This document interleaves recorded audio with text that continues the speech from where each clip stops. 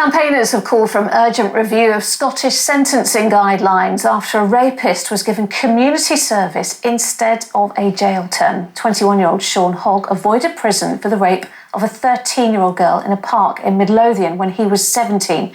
Judges in Scotland are able to consider more lenient punishments for people under 25. Our Scotland correspondent Peter Smith has more.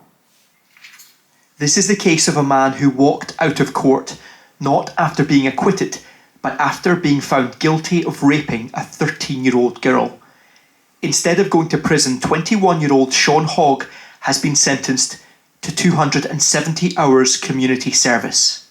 I think this is a completely extraordinary case. I cannot think of any circumstances where community service is an appropriate sentence for the rape of a 13-year-old girl, and I think it sends entirely the wrong message about how seriously our legal system takes the issue of rape. In any other part of the UK, Hogg's crime would normally result in prison time.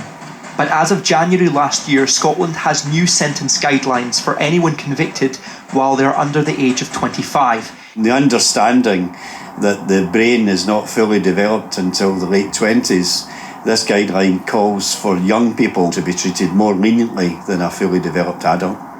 From court papers, we know Sean Hogg attacked the girl several times over 4 months.